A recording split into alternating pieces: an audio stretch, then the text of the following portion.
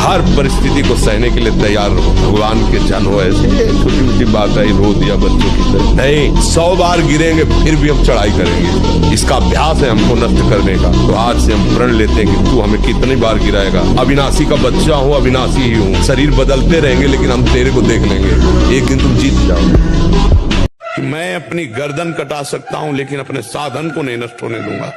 नहीं तो मनोरंजन के लिए बहुत बढ़िया संसार है। माया ऐसे अवसर फेंक देती है। एक ही मनोरंजन थोड़ी है, नेत्रों का, श्रवणेन्द्रिय का, घ्राणेन्द्रिय का, रसेन्द्रिय का, जनेन्द्रिय का, इन वेगों को सहना बहुत कठिन है और इनके मनोरंजन के लिए फिर व्यवस्था कर देती है। क्योंकि भगवत प्राप्ति करना चाहते हो ना, तो ये मनोरंजन वाटिका में आओ। तो जो कहता है नहीं, जब नींव मजबूत हो तो मकान सही हो, जब नींवें बेकार हो रही तो मकान क्या है। हम कई बार सीख के बात कर रहे कि जो गर्लफ्रेंड, जो बॉयफ्रेंड, जो लिव इन रिलेशन का मतलब क्या है? यही तो मतलब है ना। जिसकी चाट लग गई बेविचार की, वो अपनी पत्नी से एक पत्नी व्रत या एक पति व्रत रह सके, असंभव। बार बार प्रार्थना करते हैं कि आप इसे खिलवाड़ मत समझो, आप अपनी जिंदगी से मत खेलो, आप अपने चरित्र को दूषित मत करो। ये घी, रबड़ी, रसगुल्ला, दूध और ये बादाम, पिस्ता गृहस्थों के लिए बने, भगवत मार्ग के पथिकों के लिए नहीं। उनके लिए नाम रूपी बल और ब्रह्मचर्य का महान ताकत, एक अद्भुत बल, एक अद्भुत उत्साह, एक अद्भुत तेज बना रहता। बादाम में थोड़ी है, हलवा में थोड़ी है। बड़े बड़े वीरों को परास्त करने वाला, बड़े बड़े देशों पर विजय प्राप्त कर लेने वाला, वो विजयी नहीं कहा जाता। विजयी वो है जो विषयों के आकर्षण को, इंद्रियों को, मन को जीत लिया, उसे कहा जाता है विजयी। मामूली सा एक छोटा विषय इंद्रिय का तुम्हें अधीन करके पतन करवा देता, तुम्हारी दुर्दशा कर देता। तुम अपने को वीर समझते हो, स्वतंत्र समझते हो। अरे तुम ये नहीं समझ रहे कि कितनी बड़ी तुम्हारी गुलामी हो रही इंद्रियों की। वो जैसा चाह रहे वैसा करवा रहे हैं। तुम घोषणा करते हो मैं वीर हूं, मैं उपासक हूं, मैं विजयी हूं, संसार त्यागी हूं। देखो ना, हम बिल्कुल वो युक्ति बता रहे हैं जिससे आप हारोगे नहीं। अगर आप अपनी कमजोरी बार बार अपने मन में दृढ़ करते रहोगे, मेरे अंदर काम, हारना पड़ेगा। तुम्हारी मन बुद्धि जो तुम्हें गलत प्रेरणा दे रही, आप क्यों स्वीकार करते हो? आपकी स्वीकृति ही आपको परास्त करती है। मानना ही नहीं कि मेरे अंदर काम, ये मन है, गंदा है, अभी काम सोच रहा है, थोड़ी देर में वैराग्य सोचेगा, थोड़ी देर में अमुक सोचेगा, थोड़ी इसकी क्या सत्ता, हम डर जाएं इसके सोचने से? नहीं, शांत, राधा राधा राधा, नष्ट ना हो जाए। मैं बता, चाहे 7.5 शनिचर चल रहा हो, चाहे जो कुछ चल रहा हो, आप राधा राधा, कृष्ण कृष्ण, हरि हरि, राम राम जपो और आप देखो आपका मंगल होता है कि नहीं। कोई ग्रह नक्षत्र तुम्हारा बुरा नहीं कर सकता तब तक जब तक आपके बुरे आचरण। जैसे अभी कोई गंदा काम करता है तो अभी थोड़ी उसका फल मिल जाता है, पर समय आएगा तो उससे भी बड़ा कष्ट उसे मिलेगा। तो इसलिए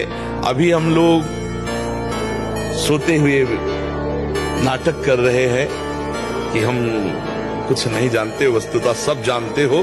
इस जानकारी को अगर प्रयोग करना चाहते हो तो नाम जप करो। नाम जप कर लिए जान गए तो कुछ मिथ्या नहीं है, सब ब्रह्म।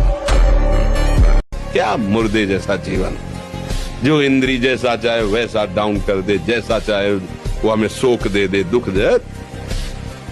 थोड़ा सा साहसी बनो, तुम भगवान के अंश हो, तुम कुछ भी कर सकते हो, कुछ भी, बुरा से बुरा, भला से भी भला। क्या जीवन ऐसा, अगर हम भगवान के भक्त का वेश धारण करके अपनी रसेंद्रिय और जनेन्द्रिय के सुख के लिए भटक रहे तो धिक्कार है, हमारे जीवन को धिक्कार है। श्वांग रचने से काम नहीं चलता। अपने जीवन को प्रभु के चरणों में जो समर्पित कर देता है वही महात्मा बनता है। मनमानी आचरण बड़ा विचित्र खेल है। हम भेष रख करके भी वही करना चाहते जो संसारिक जन करते हैं। फिर हम में और संसारिक में अंतर क्या रहा? मन को आप नहीं रोक सकते, गंदी बातें करेगा और विश्राम भोगों में मानेगा। लोग कहते हैं ना हम इस पे पीएचडी किए, हम इस पे पीएचडी किए, तो हम मन पे पीएचडी किए। हम जितने हैं जैसे हैं आपके हैं। हे प्रभु, जो कमी हो, जहां कमी हो, जैसे दूर करना हो आप कर लो, मैं आपकी शरण में हूं। 1000 बार परास्त होने नहीं आना चाहिए, निराश नहीं होना चाहिए। चूक गए, इस बार भी चूक गए, निराशा नहीं आनी चाहिए अंतिम श्वास तक, क्योंकि युद्ध किसी साधारण से नहीं हो रहा। प्रद्युम्न कौन है? साक्षात काम भगवान के पुत्र रूप में। आगे बढ़ेंगे, रौनेंगे हम हरिनाम के बल से। हमको लोग क्या समझते हैं, इसके लिए हम जीते हैं क्या? हमारी क्या समझ, ये बात समझ के जीना चाहिए। हम धर्म से जीते हैं, हमारी समझ भागवतिक है। अब तुम क्या समझते हो, तुम्हारी समझ है। किसी की समझ के गुलाम नहीं है हम। ये जीवन मस्ती के लिए मिला, किसी समझ के लिए नहीं। समझ रहे, हम अपने सत्य की मस्ती में हैं। तुम हमको क्या समझते हो, इससे हमें कोई फर्क नहीं पड़ता। हम क्या समझ करते। वो कहते हैं कि हम धरती को बैलेंस कर रहे हैं, नहीं तो रोड पे घूमेंगे मुर्गे। और हम जब तुम्हारा बैलेंस होगा नरक में, तब तुम्हें पता चलेगा। कोई भी दोष, शुक्र, शनिचर, राहु, केतु, कुछ किसी की ताकत नहीं कि भगवान के नाम जप करने वाले का बाल बांका भी कर सकते।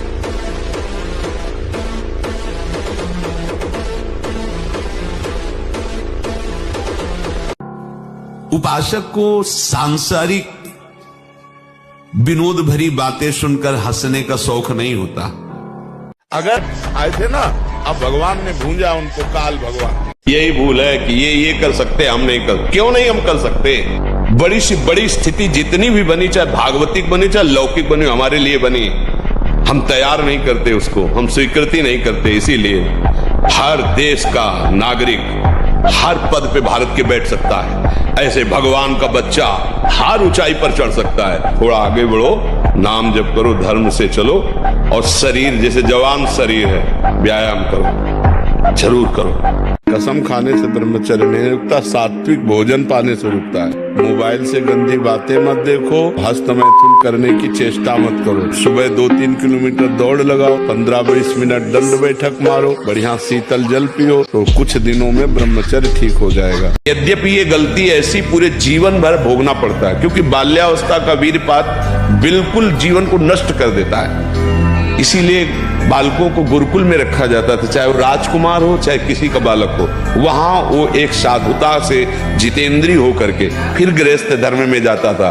10-20-50 वर्ष गृहस्थी में रहा, कुछ उसका बाल बाका नहीं हुआ, फिर वो विरक्त होकर के आंतरिक, फिर वो जितेंद्रीय होकर के परमात्मा को प्राप्त कर ले। भैया, मैं आपके उस रूप को देखना चाहता हूँ जिस रूप में आपने लंका दहन करने के समय कनक भूधराकार शरीरा समर भयंकर अतिबल भी, उनका तुम देखने की क्षमता नहीं है, तो उनका भैया जरूर दिखाओ। तो हनुमान जी ने जे भी अट्टहास किया और रूप बढ़ने लगा, भीम का पाय मार, तो वही रोक दिया। बोले अभी पूरा नहीं है, अभी इतना ही है जितने कांप रहे थे भीम। ब्रह्मचारी मतलब आग, ब्रह्मचर्य मतलब आग। आप सच्ची समझो, आग। पैर ऐसे पड़े जैसे आग में पैर पड़ते। आग में पैर कैसे पड़ते? ऐसे ब्रह्मचारी चलता है। क्या है? जैसे कि लहरी नहीं, एकदम चिलचिलाती बात, ऐसे ब्रह्मचर्य का जीवन होता है। आप शरीर पवित्र रख के देखो, 1 महीना जूठा मुंह मत रखना, शरीर पवित्र रखो और ब्रह्मचर्य रह के देखो। 1 महीने में आपको ऐसा लगेगा आप देवता हैं। 1 महीने में लगने लगेगा, एक मतलब दिव्यता आने लगेगी। यदि आप गृहस्थ हैं तो 5 बजे तक उठ जाएंगे। इतनी छूट, मान लो आप रात्रि में 11, 11:30 बजे या 12 बजे सोते तो 5 घंटे। अगर आप दिन में नहीं सोते तो 6 बजे तक उठे। सूर्य उदय हो रहा हो, आप सो रहे, चाहे गृहस्थ हो चाहे विरक्त हो, आप बिल्कुल नष्ट हो जाएंगे, आपकी आयु नष्ट होगी, आपकी बुद्धि भ्रष्ट होगी, आप ब्रह्मचर्य रह नहीं सकते। 2 महीने ब्रह्मचर्य रहिए, 2 महीने केवल, और फिर आप देखिए आपको कैसा लगता है। हम जब कहते हैं तो कोई समझ नहीं रहा, ब्रह्मचर्य की रक्षा की जाए। ब्रह्मचर्य बहुत बड़ा अमृत तत्व है। जो भोगी है, ईश्वर का संग्रह करने वाला है, जरा सा अपमान में क्रोधित हो जाएगा, जरा सा सम्मान में द्रवित हो जाएगा, अंतःकरण बिल्कुल हल्का हो जाता है। और जो अध्यात्म मार्ग का थोड़ा भी अनुसरण करेगा, उसमें सहनशीलता जागृत होने लगती है, विचार जागृत होने लगते हैं, विवेक जागृत हो जाता है, तो परम सुखी अनुभव करता है अपने, क्योंकि सुख प्रभु में है, माया में नहीं। भगवान का बल, भगवान का आश्रय, तो भाग्य क्या करेगा? भाग्य क्या करेगा? हमारे शरीर को नष्ट कर दो, भाग्य क्या करेगा? हम अविनाशी दूसरा शरीर धारण करके फिर भजन करेंगे, भगवान की प्राप्ति करेंगे। तू अपने को समझ, भाग्य के अधीन होके नहीं बैठना, नाम जप कर पहले खूब डट के, और ये विचार कर कि मैं भगवान का अंश हूं, मैं परमात्मा का अंश हूं, कि इधर कदम रखेगा उधर विजय ही विजय होगी। एक मनोवाह नाड़ी है हमारे अंदर, जब हम कोई गलत चिंतन करते हैं तो वो मथानी की तरह, वीर का कहीं स्थान नहीं पूरे शरीर में, पूरे शरीर के खून को मथ करके तो 1 मिनट में जैसे दूध से घी निकाल लेते हैं ना, ऐसे खून को मथ करके वीर निकालती है, खून का सार भाग वीर। अब वो मथ दिया तो अब वो 4-6 घंटे में निकल जाएगा, स्वप्न आदि के सोते समय निकल जाएगा। ये गलती हमसे होती है जागृत में और परिणाम भोगना पड़ता है स्वप्न में।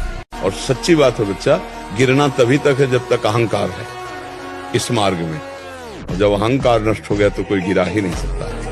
जब तक अहम होता है कि मैं लड़ सकता हूं तब तक हारना है, और जब ऐसे हो जाता है, ऐसे कौन होता है? आत्मसमर्पण कौन करता है? बलहीन आत्मसमर्पण करता है, तो महाबल उसको स्वीकार कर लेता। महाबल है भगवान गुरुदेव, फिर उसको कोई नहीं। एक बार अपने स्वरूप में आ जाओ, भगवान के अंश हो, एक बार आ जाओ। मरना एक बार है, 100 बार नहीं, ध्यान रखो, 100 बार नहीं मरना है, एक बार मरना है, और वो निश्चित समय है, कोई बिना समय के मार नहीं सकता। भगवान से यदि संबंध है तो हर परिस्थितियों में महान दिग्विजय योद्धा सामने होने पर भी उसको परास्त होना पड़ेगा।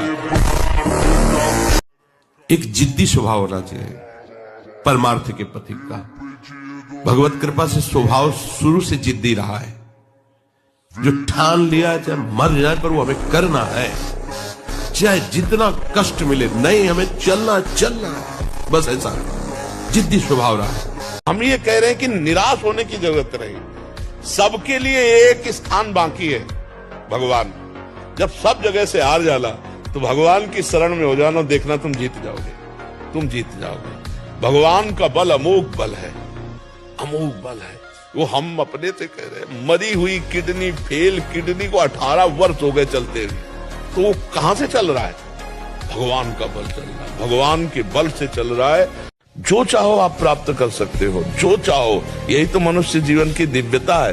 पर यहाँ चाह इतनी गंदी हो गई कि हम दिव्यता की तरफ बढ़ ही नहीं पा रहे, उसी में गिर पा रहे, उसी में गिरते चले जा रहे हैं। बस हमारी सबसे अपनी तरफ से प्रार्थना है, एक बात हमारी केवल समझ लो, सब प्रश्नों का उत्तर है। यदि आपका चरित्र पवित्र है और आप कोई नशा नहीं करते, मांस आदि नहीं खाते और नाम जप करते हो, इतने से सब हो जाएगा।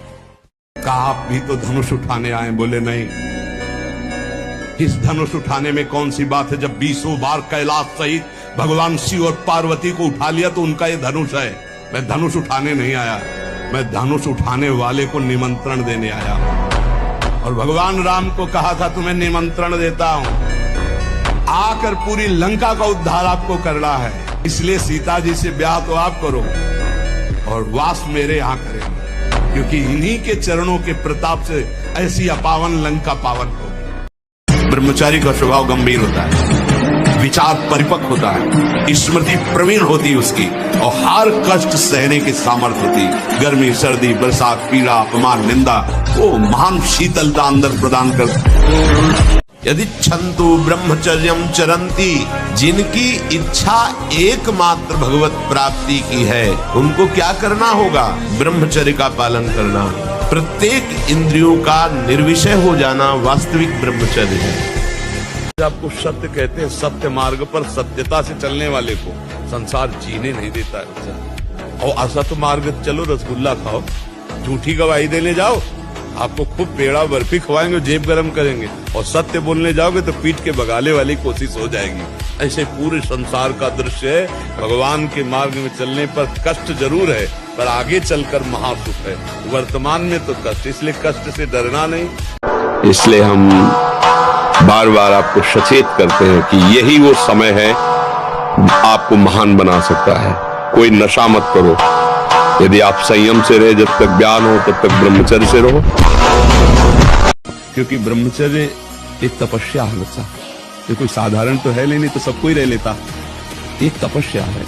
सात्विक भोजन, कब्ज न रहना, प्राणायाम, व्यायाम, और ये पक्का समझना कि मुझे किसी भी स्थिति में ब्रह्मचर्य भंग नहीं करना। जीव के 2 कर्म होते हैं, एक शुभ कर्म होते हैं, एक अशुभ कर्म होते हैं। जब हमारे शुभ कर्म का नंबर आता है तो चाहे जितना तुम पाप कर रहे हो तुम्हें दुख नहीं होगा, तुम्हारी उन्नति होती चली जाएगी, तुम्हारी सारी की सारी बातें बनती चली जाएंगी।